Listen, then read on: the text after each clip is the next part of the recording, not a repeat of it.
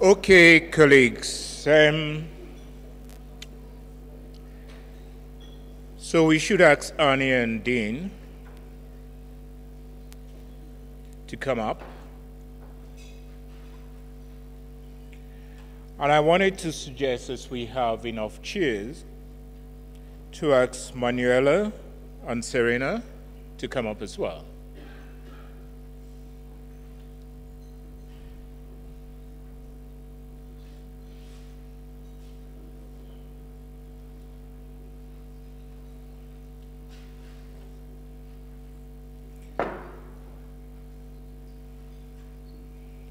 As you know, we have run into a time crisis, but we will, yes. And so we're all used to emergencies, so we may make it at the end. I'm going to turn over to, this second session is an overview of the CPHA and the EIE functions and their current links. So I'm going to ask Hani and Dean, okay? I think everybody knows Hani and Dean, right? The deal, right? Coordinator of the Alliance and the Director of INEE, to speak and give us an overview of the function of child protection in humanitarian action and education in humanitarian action as it pertains to the topic of the event. Over to you.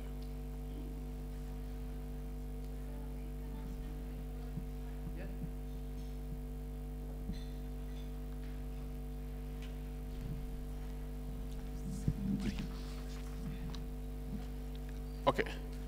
نعلن لمن يحتاج على ترجمة اللغة العربية سوف نكون هناك من فضلكم.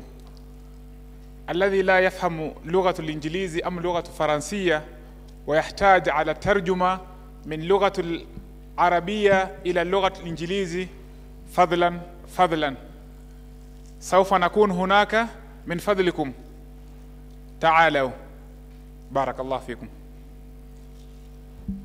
So we're looking for translators? No, so anyone who needs Arabic translation will go meet the gentleman who just spoke. Okay, perfect. Thank you, everybody. We're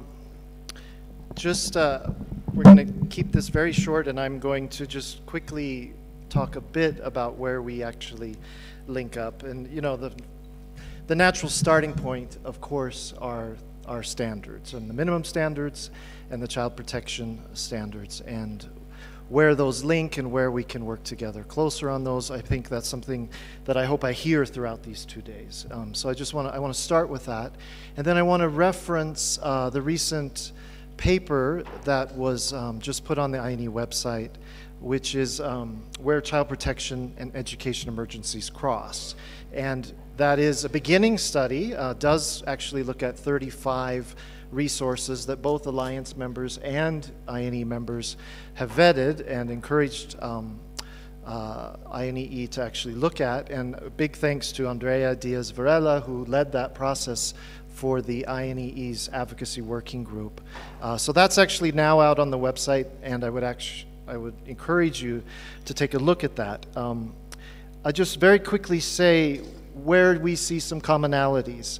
Both of our sectors see the protective value of education in terms of the physical, the psychosocial, the cognitive aspects, as Joan talked about this morning.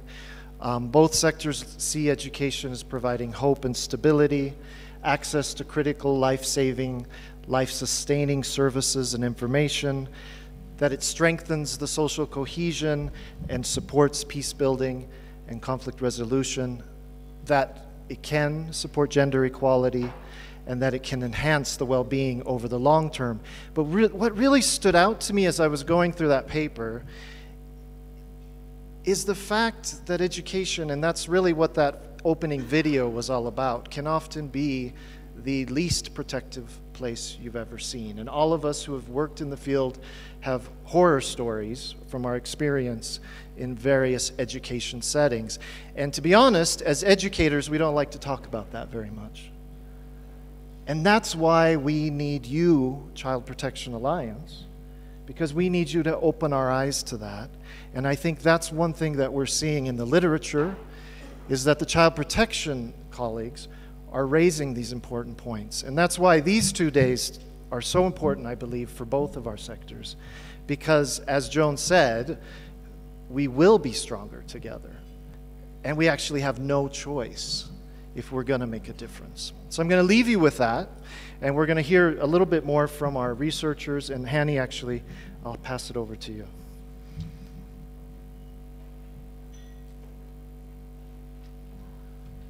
Thanks, Dean. Maybe I'll kind of talk a little bit about why we led to this point of being here as well, to touch upon some of the groundwork that went into it.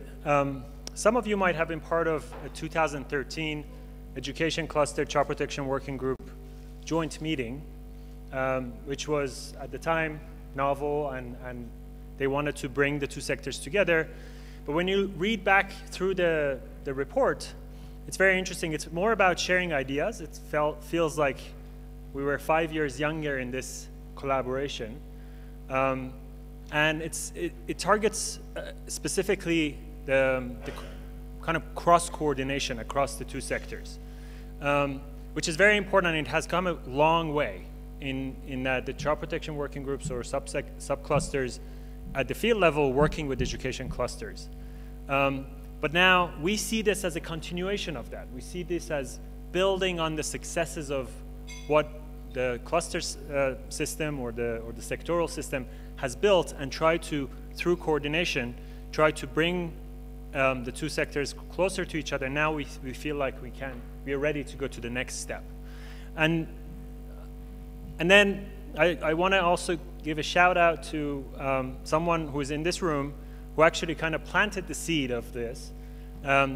Michael Gibbons, who's here, was the one who, when Alliance was launched in 2016, the first thing he said was, you guys should talk more. And I don't know if he imagined this event coming out of it, but at the time he was the one who pushed. And then over several coffee chats with Dean, and then with the Elevate Children's Funders Group and International Education Funders Group, this kind of naturally evolved to this event, and we hope that it's a beginning of a long process. But when I talk about this is potentially the next step from coordinating across the two sectors, what I want to emphasize on is what Joan was also referencing, is this idea that we look at, when you coordinate, you still coordinate from the perspective of two different sectors, or three different sectors, or four different sectors. Now, what we are hoping to potentially achieve as part of what comes out of this is that now we think in our sectoral kind of silos. We try to make sure that we don't duplicate. We try to make sure that we reinforce each other. But at the end of the day, our hope is that we achieve what Joan termed as healthy child development or well-being. Both education and child protection talks about well-being. But for me, there's a question mark. If the sectoral outcomes are not defined together, is it really going to, the collective of it, is it really going to lead to that child well-being and healthy development? Now, the hope is that we can potentially turn that around and think about child development and healthy development and well-being as the starting point. That all of these sectors that work with children basically start from there, and then you branch out to your outcomes, and then see who can contribute to those outcomes. It might be education, it might be child protection, it might be nutrition, it might be all of them together. So this potential paradigm shift of instead of starting from the sectoral differences, starting from the common outcome and then building backwards is one of our hopes that we see out of this. It may not happen until 10 years from now, but I think one of the speakers, I don't remember which one, was talking about the signals are talking. Was it Joan? Yeah, Joan again. Sorry, I'm referencing you too much. The signals are talking that this might be the future, that we we redefine that we have matured in our sectors much more than we were 10, 15 years ago. So we want to make sure that we look at evidence, which evidence suggests this, that sectoral differences is not what the child is about, or a family is about, or the community is about. So look at the science of the child development, and build from that basis. On that note, because we're out of time, I will not go through the list of stuff that I wanted to mention. I'll pass it back over to Cornelius to introduce our next speakers. Looking forward to the next 2 days with you guys.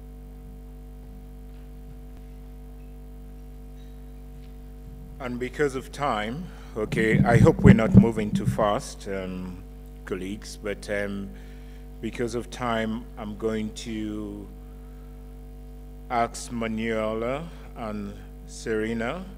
They're bringing over 15 years of experience in 20 countries. They are a dynamic, multilingual duo of independent consultants specializing in child-focused research, program design and strategy development. And they have managed actually education and child protection programs in emergency contexts, both man-made and natural. So the consultancies relate to education and child protection, and they're going to do a presentation, and after that we'll have a question and answer.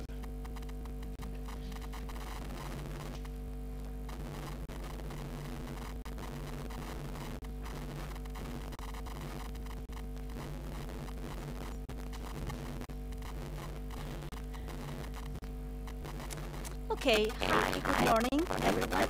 So my name is Manuela, and with my colleague Serena, we have conducted research on behalf of the INEE and Alliance. The objective of the research is to provide a framework for discussion on cross-sectoral collaboration, a sort of taking of how the two sectors are collaborating and the obstacles they are facing. Yes. No. Better. Okay. So for us, a real pleasure to know and to see in this room several participants to the research. And we feel like this paper is the result of a joint effort. So we truly hope that you will be able to see your contribution captured in the paper. So this presentation is not, we don't have time really to share all the content. I think the main findings were shared with you. So now, today, with you, this presentation is meant to be more sort of a tool to read the document. So we hope this will be useful and could provide you with some pointers for reading the document. So first of all, we think it's useful and important to share with you the logic of the research and the process of this research. It's been, and it is still indeed, a winding road, as you can see. So it started at the end of July, and it involved more than 50 key informants interviewed during these months. Of course, we have also reviewed a variety of secondary sources and came up with this first draft of the paper. So this conference today, it's both an ending point, because we are presenting the main findings, but also a starting point, because we expect that the discussions that will be held between today and tomorrow will inform the last and the definitive version of the paper. So let's get started by our starting point of the research, which was the assumption that collaboration between the two sectors should be promoted. So this assumption has indeed been corroborated during this research. by the findings from both primary data and secondary sources. I think that in this room, no one should be persuaded of the benefits of collaboration. We, I hope, believe in this. But let's remind ourselves why we are here, and let's just highlight 6 good reasons to promote collaboration between EIE and the CPHA. Number 1 is that both sectors have the same target, which is children. So they want to ensure their well-being and they want to work for their best interest, of course. Second one is that children don't divide up in sectors. So why should sectors think in silos? The third reason is that it is right and it is our mandate to realize the child rights. As Yasmin highlighted before, she read this sentence in the article about the fact that we are living in a post-human rights era. So we really have to, don't have to lose sight that child rights are our priority. The fourth good reason is that children and families tell all the practitioners on how important it is to have child protection and education in emergencies interventions. For instance, when communities point at the lack of access to education as one of their main protection concerns, they are already working towards this promoting collaboration. The fifth reason is that programs can become more effective. So we can share resources, we can share staff, also cost effective. And the sixth and last reason is that humanitarian context, each and every that with a child, because entry point for other sectors, for multiple sectors to and to work together and ensure their well-being. This said, firstly, we have identified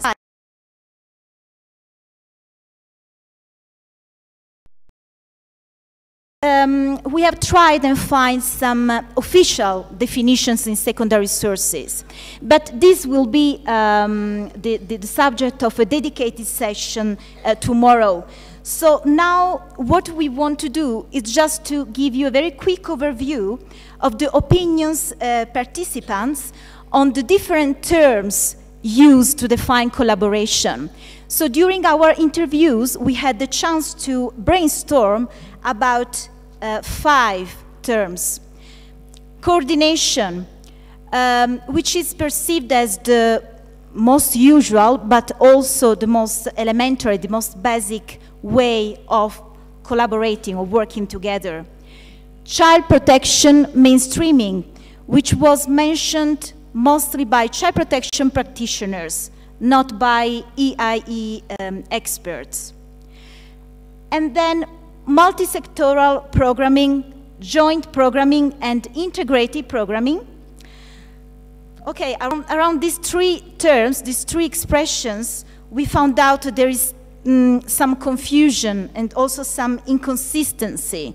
So we really didn't come out with a shared definition. So what we think is that we need to codify terminology. This said, integration is perceived by most of the participants as the ultimate degree of collaboration, but of course the hardest to reach and also harder to define. Regardless to the terminology used, in an attempt to analyze what are the obstacles on this cross-sectoral collaboration between the 2 sectors, we have analyzed each sector's outcomes and modalities of work. And we have found out some differences and some similarities. So let's start by the differences. Some of them, not all of course, are that, for instance, the 2 sectors work through national systems.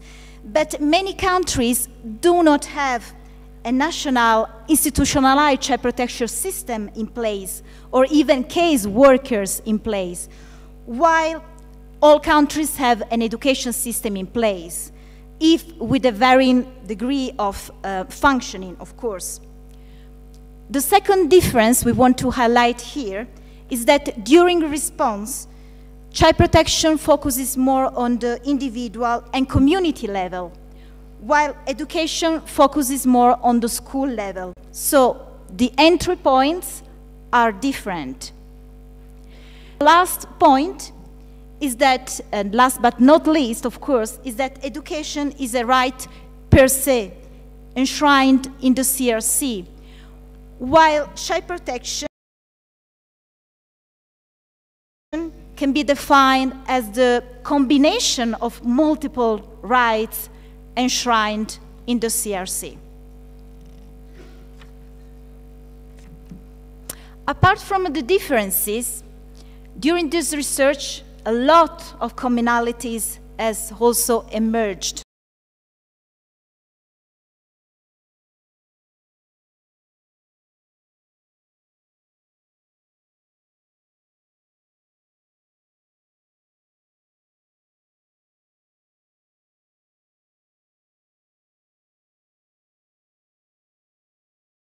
Much more than the differences, I think.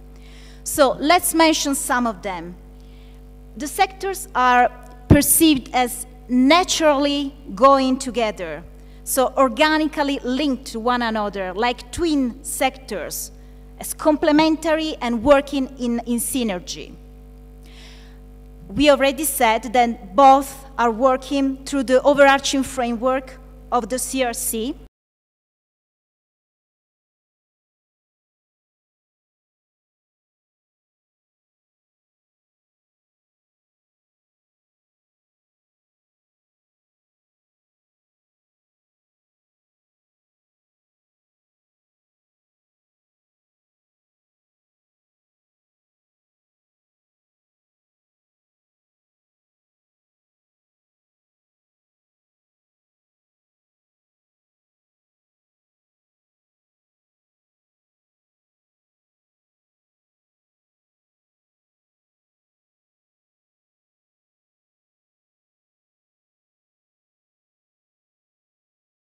and they have lots of approaches in common.